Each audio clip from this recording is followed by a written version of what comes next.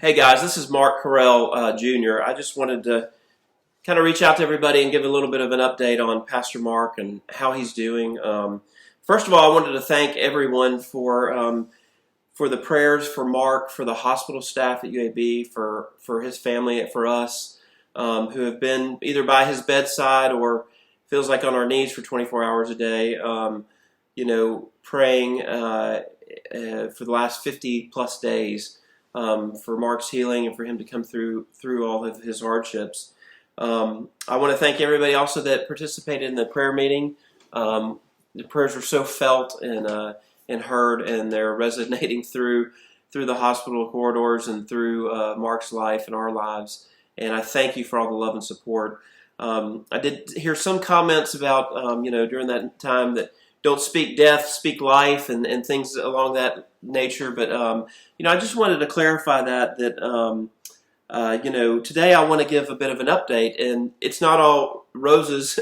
There's a lot of hardship and hard things that Mark has had to struggle through and go through, and God has brought him through those things. And so, I don't think it's speaking death. I have a science degree, and I've worked in the medical community for years, and I'm passionate about science. I love it.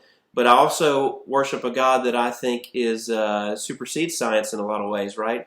He broke the first law of thermodynamics when he performed ex nihilo, that is, created something out of nothing, and he spoke the whole visible universe into existence, right? And matter can't be created or destroyed unless it comes from God. And I believe that his same healing power resonates today, yesterday, today, and forever. And so I just wanted to say that, despite some of the poor prognoses and outcomes that we've been told, God has continued to just conquer these obstacles in Mark's life, and I want to share a little bit about that. So, in any way, this does not diminish our faith, but it's a witness to his testimony in the making, and I truly believe that. So just a little bit of an update, and excuse me while I read a little bit, but after Mark was moved to the medical critical care unit, shortly after he was intubated and put on a ventilator. And although we did not want this, we did not want him put on a ventilator at all. We waited as long as we could, but his oxygen saturation got down to 40%. And that is just at severe risk for brain damage and brain failure. And so we were out of options at that point. That was on the 3rd of February, 30-some days ago. And during that time, he's had so many complications, and we've been just on a physical, spiritual, and emotional roller coaster, as you can imagine, as a family. And the situation has been so dynamic and changing that from day to day, there was really no way that we could possibly give an update, because one day we were, on the mountain, and the next day we were in the trenches fighting for his life. So now I'm kind of just taking the time to kind of update everybody with what he's been through. During the initial days of intubation, he suffered with very high fever and elevated pulse rates, prolonged fever of 104 degrees, and pulse rates of 170 beats a minute and even higher than that. Several days of this most likely led to systemic blood clots that he had that were almost deadly. Deadly clots in the lungs, his kidneys, all up and down his legs. These blood clots were horrible. A D-dimer is actually a measurement of clotting factors found in the blood. And during this time, his D-dimer reached plus 20,000, over 20,000. To put that in context, a level of 15,000 plus in a COVID patient translates to a mortality rate of 75%. So this is just, dire straits when it talk about scientifically about the numbers. That simultaneously, in conjunction with his lymphoma and the blood clots, his platelets dropped to about 13,000.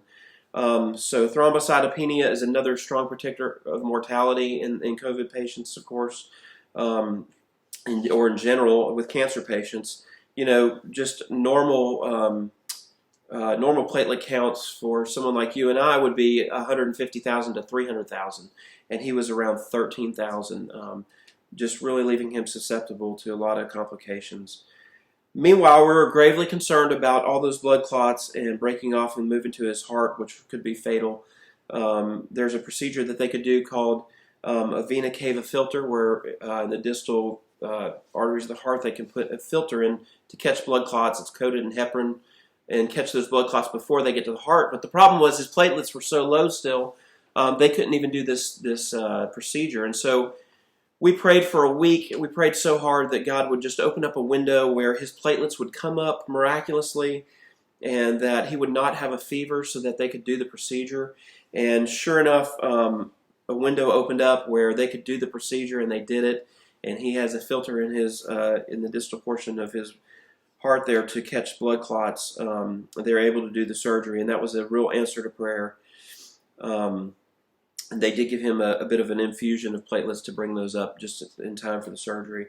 So his vent settings were between 70% and 100% oxygen during a lot of this time.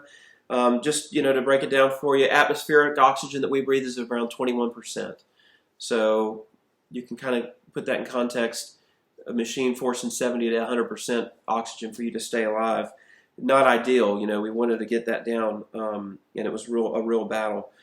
All along he struggled to breathe in conjunction with the ventilator. It would have episodes of trauma, breathing up to 60 times a minute, just hyper breathing, and blood pressure and heart rates through the roof. Because of this continued fight with the machine, we couldn't take him off the ventilator. A tracheotomy would be a step that could be a bridge to try to get him off the ventilator, but then again, his platelets were so low that they wouldn't agree to do a tracheotomy either. As we were moving forward, we had a little bit of hope that his numbers were coming down and he might be able to come off. When 2 weeks ago on the weekend, we got a really horrible, disturbing call at 2 o'clock in the morning that Mark was most likely dying and he would not make it through the night. And so they called the family to the hospital to come be with him in what we thought might be his last hours, and we were on our knees and praying. Just some details around that. His blood oxygen level dropped down to the 40s, which is just horrid. The vent setting was at 100%. They were giving him 100% oxygen. It could go no higher. They used a lot of rescue techniques to keep him alive, including giving him paralyzing injections that paralyzed his entire body except for his brain, heart, liver, and lungs to keep blood flow and oxygen to his vital organs. They gave him 2 of those injections to paralyze him, and they were using a bag respirator, rescue bag to make him breathe manually. And it was just a dark time. It was so dark and hard, and we cried out to God, tears and crying prayer, and amazingly, God saved him through that night, and he recovered through that night. Thanks to God and all those prayers. Later that week, they finally were able to do the tracheotomy and noticed that he also had, on X-ray and CT, a perforation in his lung, or his pneumothorax, proximal lung. So that was another concern with the hole in the lung, which also caused the lung to start to collapse. They performed a procedure and gave him a chest tube to drain fluid so that the lung could reinflate and heal. We're still in the process of that lung healing. Also, his toes were very damaged and still are from the medications that he was given. And so there's just a lot of issues that we're dealing with in this journey. And our answer to prayer came this last week, several days ago, as he began to open his eyes and come awake after 30 days of being in a medically induced coma. It was kind of amazing because another hardship, our son was admitted to Children's right down the halls from my father with an issue of his appendix, and he was there for about 2 days, and he actually made it through that. And when he was discharged, he got to go over and see his papa for the first time in 3 months. So for many of you that don't know, my son Wilder and his papa have a very close relationship, all the way back to when Wilder was being born 14 years ago, and his papa was suffering with lymphoma. Wilder was being born on one floor, and my dad was suffering with lymphoma on another. And Wilder actually was born with a raised lymph node in the back of his head. That's still a reminder of God's saving power in our life, and how he brought my dad through lymphoma. And it's ironic that 14 years plus later, Wilder and my father would be at the same hospital again, my dad fighting for his life. And so when Wilder came around to see him, it was about the same time that he opened his eyes. The neurologist came in and did some chest rubs to stimulate him. She said, "Mark, can you open your eyes?" And he would barely open his eyes.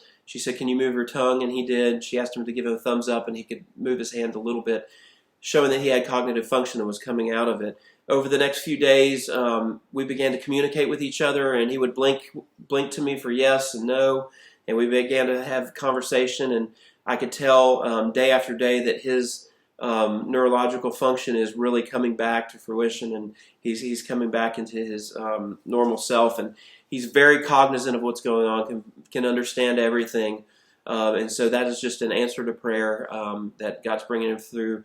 There could be a little bit of COVID fog, but at the same time, he is just really coming out of it, and it's just been a beautiful answer to prayer.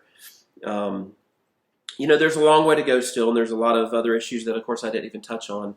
Other significant battles. He has a viral infection that's systemic that they're trying to treat. They're worried about encephalitis, but I think that's kind of passed by now, and so they're continuing to treat him. But he's really making headway, and it's just so obvious and apparent that God has pulled him through. Out of all the people on the floor, I was told that he's the one now that has been there the longest of all the patients, probably 30 of them or so on the intensive care floor. So he's really been struggling with the cancer and the COVID at the same time. But just like 15 years ago, I think, or 14 years ago, when Satan said, "I've got you now, Correll. I've got you with this cancer, with this lymphoma that's fatal, and you will not be able to escape it." And God healed him, and he came out of those clutches. I feel like today Satan is in the same position, saying, "I've got you. You've got a tube in your throat or a tracheotomy. You can't even speak or cry out to God." And I feel like the minions of hell didn't count on the fact that the church would cry out. There would be such an outpouring of prayer and support for Mark and for his healing. And we feel it. It's happening, and it's a beautiful thing to watch God work. At the same time, as humans, it's a struggle and it's painful.